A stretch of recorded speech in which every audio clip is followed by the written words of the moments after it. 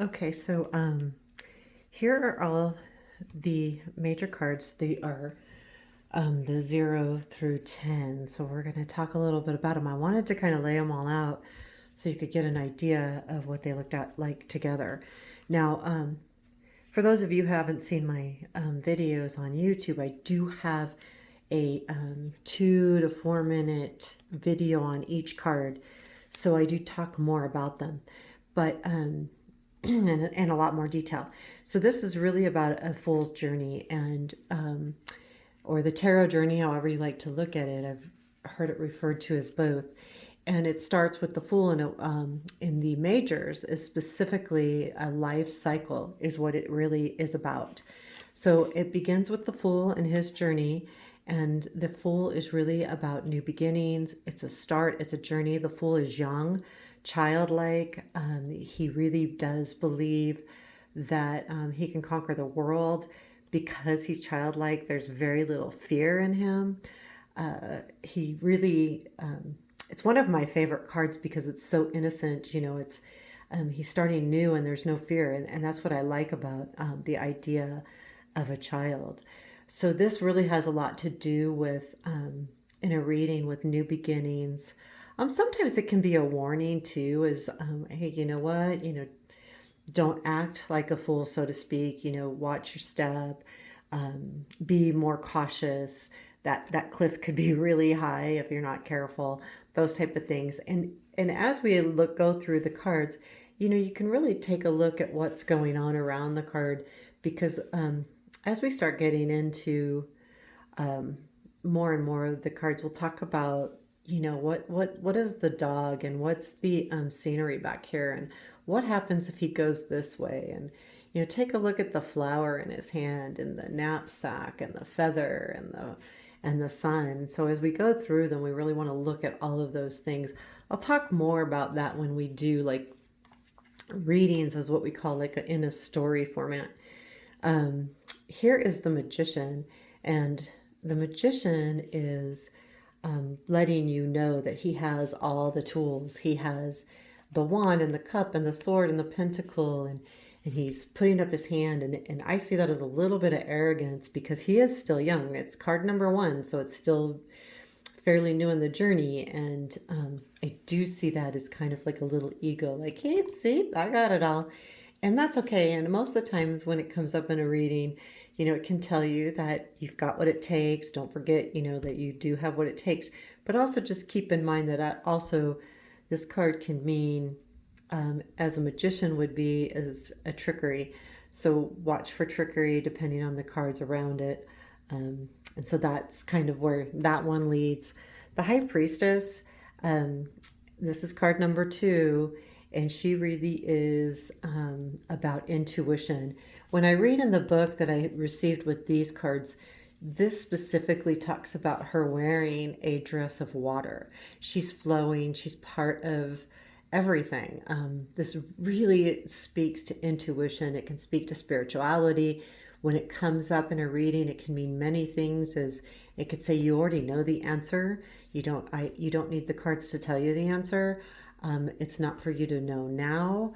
That's another thing it could mean. It also, so sometimes it's tricky when it comes up in a future position or a probable outcome because it can literally mean it's not time for the querent to know what what they're asking about. They don't need to know the answer because if they do know the answer, it could change the outcome. There's the scroll within her and the moon and the way her crown is, and she's between the um, pedestal. So looking at the whole picture, how does that make you feel? And I think it's really important when you're learning how to read the tarot is not just looking at the picture and read and looking up the meanings, but it's looking at the entirety of a card and figuring out how that makes you feel, and trying to get to know it a little bit. So this is the Empress, and she really is the mother figure, and she's a grandmother figure. She's come a long way. She's got the female symbol. She's got a heart. She looks more like a matron. She's in that respect, she's kind of a mother. She has beautiful stars in her crown. The background is really nice and bright. She has wheat down below here. How does that all make you see. Wheat to me is harvesting, and it feels like bounty, when you speak of harvests. And here is the stream flowing in the background. So really, when you're looking at cards, really try to look at all of it, not just the Empress, but all of it behind you and what she's wearing and all of that. So she really is the mother figure. It can mean it, and in some cases, when that card comes up, it can mean, someone's going to have a baby. It could mean that they are the motherly person in that situation, that they need to act that way a little bit more. They need to be more caring, or that they are caring. It's definitely one that comes up if it's in a female reading. It's a very grounded card for a female. It's saying that she is that woman that and when I look at a mother is like, she has it all. She really knows how to listen, she knows how to comfort, she knows how to take care of the sick, all of those things that we associate with a mother slash woman. Now this is the Emperor, and he's kind of a tough card. He's black and white. He's the controller, he's the ruler. He would be more of a father figure. So if you put mom and dad together, he would be the dad, the one that's laying down the law, black and white. It's this way or not at all. When he comes up in a reading as if he were a person, it could definitely mean something to the respect of someone very controlling, someone that does think they know it all, or is the rule maker. It does usually. It can talk about control in your life. I feel like it is a lot about control just by the way he's sitting and how he is in a stone throne, and he's just so straight up. I don't know. I feel like it's just like poof, that's the way he is. But I do see him a lot as a control thing. Sometimes I've heard too that people look at him and say, oh, that could be almost an abusive relationship if he's the male figure in a relationship. Be careful, he's controlling. But it also can mean other things as far as that person does control you, but maybe not to that extent. So just keep that in mind too when you're pulling that card up. Again, to really spend some time with the cards, and look at them, and decide how they make you feel. I started reading with a whole nother deck, and we'll go through different decks as well to get comfortable with what you feel. This is a good one to start with because it's kind of like where everything started. This is the Hierophant. And, this really, when I read on it and look on it, I struggle reading this card, I won't lie. This card can mean like schools, teachers, student, church. It's usually a grander thing, university, something of that nature. When he comes up to me, it is saying that I'm either playing the student or the teacher, or I need to play the student or the teacher.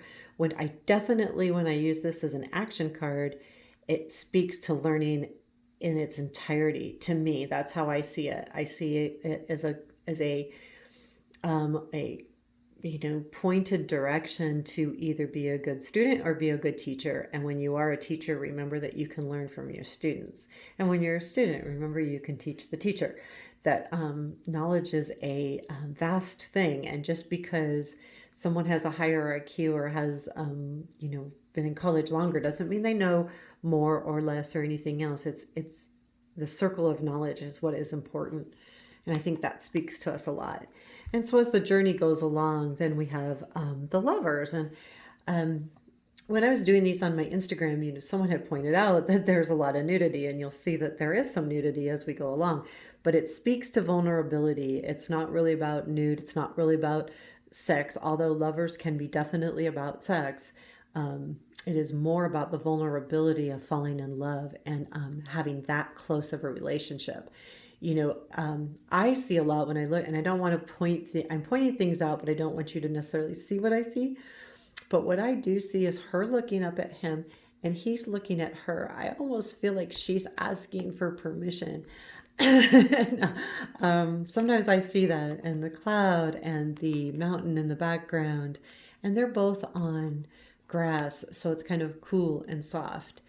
And a lot of times you want to look at that bottom down here. So this really is about love, and it's about natural love. It can be definitely about sex. It can be about a new relationship. It can be about an existing relationship that's taking another step. It can also, when it comes up in a career meeting reading, keep in mind you can career meeting readings can get confusing, and same with relationship. When you get a career card in a relationship reading or vice versa, it could mean that the querent's going to be meeting somebody or something is going to spark at work. So just to keep that in mind. But at the same time, it could mean something completely different. It could mean a partnership, a really good partnership. So I would say when this comes up in any kind of um, reading, that it is a good relationship. Here's the chariot, and the chariot is about us taking flight and taking movement and taking control and being strong and moving forward. This is victory in all of its grand, crazy ways. It's fast, a lot of energy. When this comes up in a reading, I see a lot of energy behind it. There's a lot of effort. So when the success comes, there was a lot of effort behind it. If this is leading into like a future influence, it's a roller coaster ride. It's fast movement. Whatever is going to happen is going to happen fast, and but in a positive way. This is a good positive card.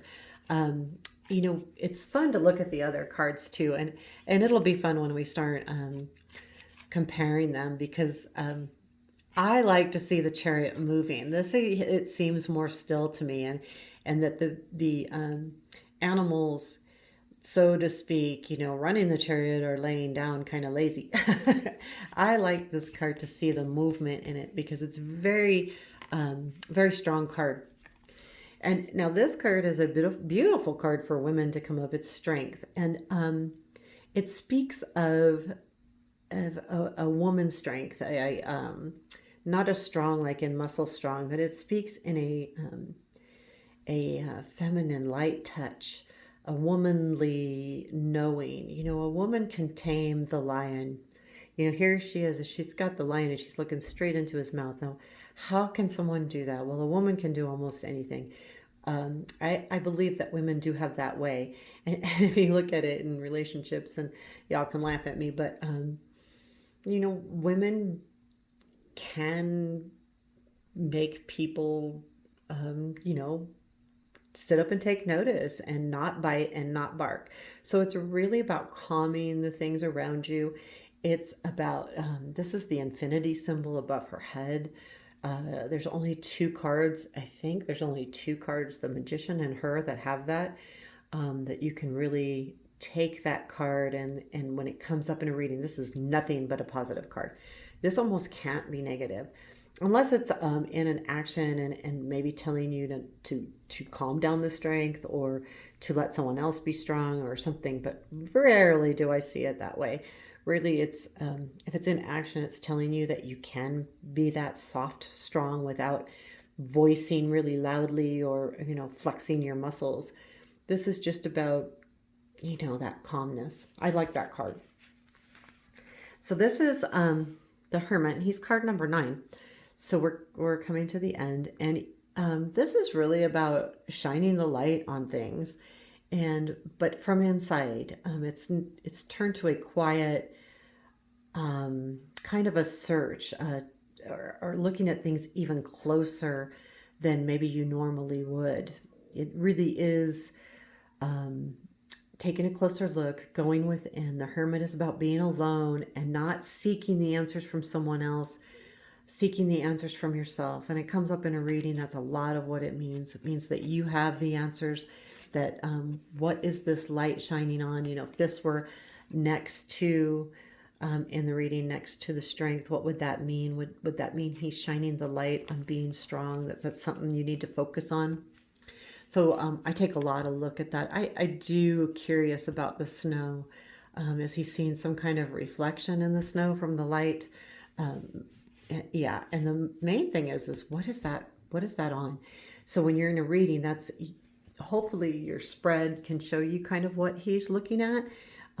Your intuition can tell you too what the querent might be needing to focus on a little bit more. It's also like it can be a warning to not jump into something, to go within, look for the answers for yourself. Definitely, it's not about seeking from other people. This is definitely about finding the answer on your own. You know, not necessarily going out of yourself to find the answer. And then this is the wheel, and the wheel is about movement and new beginnings and ebbs and flows of life. This is not to me like a new journey like the Fool would be, but it's more like, okay, you know, we're in this area and we're up here, but as the wheel turns, we need to come down here and be here. So kind of speaks again to the ebb and flow. It, some people think that it's automatically like good to bad or bad to good, but it just is a change in direction. I'm here and I'm moving forward, and this is where I'm going to be. Since it's Wheel of Fortune, and when some people call it the wheel, you'll see on some cards, and some say fortune. When it says fortune, I read it more as a positive moving forward. But again, too, I see it as ebb and flow of life. It's as a reminder, if you're in a really good time, then appreciate it because things change, things are fluid, life is fluid. If you're in kind of a rut, remember that things will change and you will most likely come out of it, so that you don't focus too much on staying in that rut. So there are cards 1 through 10. That's the beginning. I will do the others next week. Please comment. If, again, I do have cards, all of the majors up on my tarot card YouTube. So I do each card separate and talk about each one. And please comment as you like, and get this party started.